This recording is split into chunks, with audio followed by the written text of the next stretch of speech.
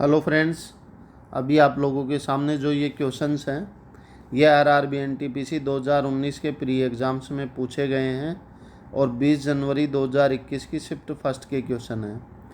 तो जिन्होंने भी अभी तक चैनल सब्सक्राइब नहीं किया है वो चैनल ज़रूर सब्सक्राइब कीजिए। वीडियो को एंड तक देखिए। आप यहाँ देखेंगे कि सभी क्वेश्चन कितने आसान तरीके से और शॉर्ट तरीके से सोल्व किए जाते हैं। और इसी के साथ टेलीग्राम पे मेरा चैनल भी है, एसएससीएन क्लासेज के नाम से ही है, तो आप उसे भी ज्वाइन कर सकते हैं। तो चलिए शुरू करते हैं। पहला क्वेश्चन है कि √7 + √9 इंटू √7 - √9 किसके बराबर है। तो ये a+b a-b वाले फॉर्मूले की तरह है, तो ये 7 - 9 = -2 आपका आंसर हो जाएगा। अब देखते हैं नेक्स्ट क्वेश्चन। इस क्वेश्चन में पूछा गया है कि उस घन का आयतन कितना होगा जिसका संपूर्ण पृष्ठीय क्षेत्रफल 1944 स्क्वायर सेंटीमीटर है। तो इसमें क्या होता है कि किसी भी घन का संपूर्ण पृष्ठीय क्षेत्रफल होता है 6 × भुजा स्क्वायर। भुजा को हमने यहाँ पर ए ले लिया, तो ये हो गया 1944। और ए स्क्वायर का मान क्या आएगा हमारे पास में, जब आप इसे सोल्व करोगे तो 324। और जब इन दोनों का स्क्वायर रूट लोगे तो ए का मान आ जाएगा आपके पास में 18। और जब ए का मान 18 आ गया तो घन का आयतन क्या होता है, भुजा का क्यूब, तो 18 का भी क्यूब हो जाएगा। 18 का क्यूब करने के लिए क्या होगा, 18 का स्क्वायर 324 तो हमारे पास था ही, अब इसे 18 से और मल्टीप्लाई कर देंगे हम। तो आप देखिए 18 × 4 = 72, तो 2 आ गया हमारे पास में, रिमेनिंग रहा 7, फिर 18 × 2 = 36, 36 एंड 7 43, तो 3, फिर रिमेनिंग में 4 रहा हमारे पास, फिर 18 × 3 = 54, 54 एंड 4 58, तो 58 32 सेंटीमीटर क्यूब आपका आंसर हो जाएगा। अब देखते हैं नेक्स्ट क्वेश्चन। यदि किसी बिल की राशि में 10% की कमी की जाती है तो 279 रुपये का भुगतान करना होगा, तो पुराना बिल कितना है। अब देखिए इसे कैसे सोल्व करेंगे। यदि किसी बिल की राशि में 10% की कमी होती है तो 279 रुपये का भुगतान करते हैं, मतलब ये 90% की वैल्यू है। अगर ये 90% की वैल्यू है तो 100 की वैल्यू क्या होगी, 100 से मल्टीप्लाई कर दीजिए। अब जब आप इसे 9 से डिवाइड करेंगे तो आपके पास में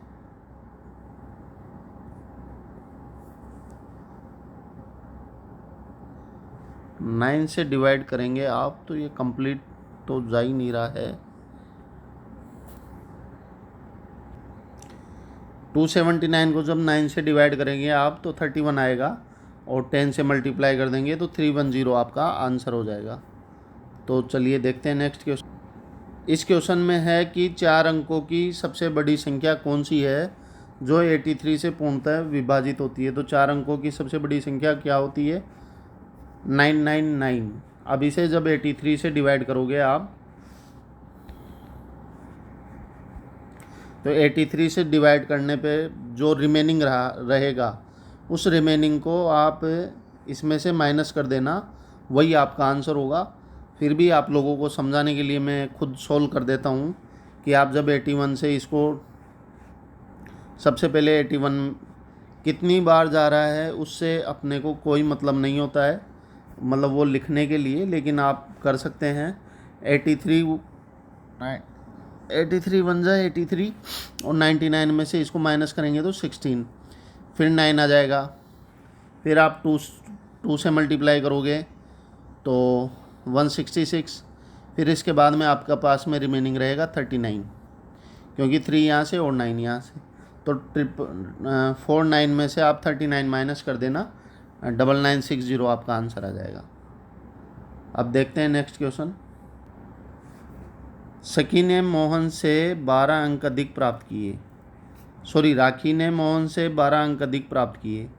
यदि राखी ने अधिकतम 200 में से 54% अंक प्राप्त किए तो मोहन ने कितने अंक प्राप्त किए। अब राखी ने 200 में से 54% प्राप्त किए हैं, मतलब राखी ने 108 मार्क्स प्राप्त किए हैं। और राखी मोहन से 12 अंक प्राप्त कर रही है, मतलब मोहन राखी से 12 कम अंक प्राप्त करेगा तो मोहन के अंक होंगे 96। नेक्स्ट क्वेश्चन, इसमें पूछा गया है कि ये कौन सी संख्या होती है। तो ये एक अपरिमेय संख्या होती है, क्योंकि इसका कोई फिक्स वैल्यू नहीं होती है। ये आप कितना भी आगे ले जाए, ये असतत चलती रहेगी, तो ये अपरिमेय संख्या है। इसमें पूछा गया है कि √2 तथा √3 का गुणनफल क्या होगा। तो ये भी एक अपरिमेय संख्या होगी, क्योंकि √6 का कोई फिक्स वैल्यू नहीं होती है। निम्नलिखित में से कौन सी द्विघात समीकरण नहीं है।